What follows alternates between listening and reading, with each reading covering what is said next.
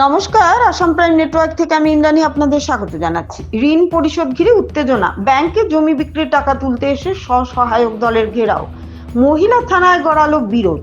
এক সমিতির অধীনস্থ স্বসহায়ক দল থেকে নেওয়া ঋণ পরিশোধ না করাকে কেন্দ্র করে মঙ্গলবার সকালে খোয়াই থানাধীন অফিস টিলা এলাকায় চরম উত্তেজনা সৃষ্টি হয়। অভিযোগ, 2019 সালে 1 লক্ষ টাকা ঋণ নেওয়ার পর দীর্ঘ 6 বছরেও 1 টাকাও পরিশোধ করেনি লালটিলা এলাকার বাসিন্দা রমা মালাকার নামে এক মহিলা। ঘটনার বিবরণে জানা যায়, উত্তর রামচন্দ্রঘাটের কল্যাণময়ী সমিতির টগর স্বসহায়ক দল থেকে 2019 সালে রমা মালাকার ওই ঋণ গ্রহণ করেন, কিন্তু ঋণ নেওয়ার পর থেকে আসল বা সুদ কোনো অর্থই পরিশোধ করা হয়নি বলে অভিযোগ করেন সমিতির সদস্যরা।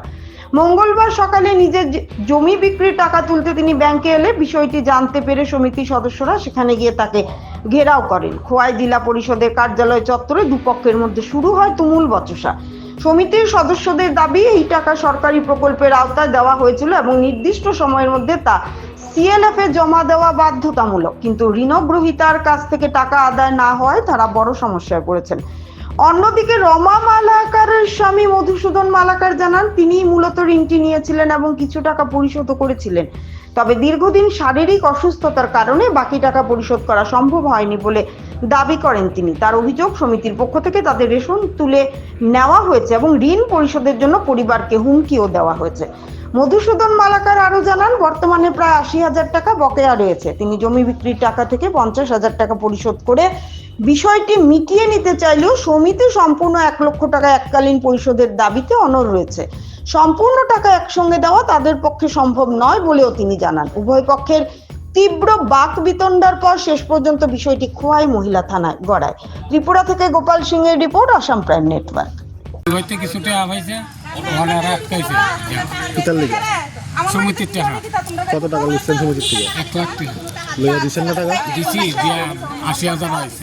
এরপর আমরা দিচ্ছিল রেশন টেশন নিচ্ছে, আচ্ছা, রেশন টেশন নিচ্ছে। তখন আমিও বাড়ি করে থাকতারি না, ভয় দেখা। তখন টাকাটা কেমন কে বোধে গায়?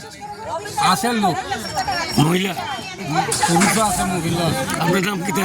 মধুসূদন মালাকার, কোন জায়গা বাড়ি? লালটিলা। আজকে ব্লকে গেছিলেন? না না ব্লকে না না, এখানে কেন আইছিলেন? কেন আমার শ্বশুর বাড়ির কিছু টাকা পাইছে বাদে, তখন এরা আইসে আর কি। এই ঝগড়াটা কিতা লিয়ে লাগছে? যখন এখন আমরা কইতেছি 80,000 ভাই, 50 দিব, আর মানতে রাজি হয় না। আর দিচ্ছে না, না হইলে কিতা করুন। আমার একটা সরকারি ঘর দিছিল, আমি অ্যাক্সিডেন্ট হইয়া ঘরটা আদা মাদা ঘুরে গেছি, মনে হচ্ছি সমিতির কিছু দিব আর ঘরটা তুলি। তাই নে মানে আমরা ওই উত্তরাঞ্চল থেকে লোন নিয়েছিল, 1 লাখ টাকা লোন নিয়েছিল 19-এ। তাই নিয়ে কোনো লেনদেন করে না, ইন্টারেস্ট জমা রাখছে, প্রিন্সিপাল জমা রাখছে, কোনো লেনদেন করে না। তাই নেওয়ার পর থেকে আমরা কইতাছি, কিন্তু তাই নিয়ে কোনো লেনদেন করে না। ওই অক্ষরে যখন জায়গা বিক্রি করছে, তাই আমরা ভোট কমিটি জানছে, তখন কইছে যে না, তাই না কাছে 3 লক্ষ টাকা আমরা তার নাম কি? রমা মালাকার। কতদিন যাবত এমন হইতেছে? 2019। আমরা গ্রুপের নাম কিতা? আমরা গ্রুপের নাম কিতা? আমরা কল্যাণময়ী বিহুর থেকে নিছিল, তাই না গ্রুপের নাম হচ্ছে টগর এসেছি। টগর এসেছি। আপনার বাড়ি কোন জায়গায়? সবার বাড়ি ইউআরসি। এখন আপনার দাবি কি? আমরা টাকা ভিউর লোনের টাকা আমরা টাকা জানি আজকে আমরা তাই না এটা তো আমরা কোন লাগবে কখনোই লাগবে না। আর টাকাটা তো এটা সরকারি টাকা, এটা আমরা তো ব্লকে বুঝাইতে লাগে, ব্লকে থেকে আমরা পয়সা সেট করে সিএলএফ এর টাকাটা জমা দিতে লাগে। তাহলে সিএলএফ এর টাকাটা আমরা জমা কি করে দিব? এইভাবে যদি পাবলিকের টাইটটা থাকে টাকাটা, তাহলে তো আমরা টাকাটা যেন তেন প্রকার আমরা উদ্ধার করতে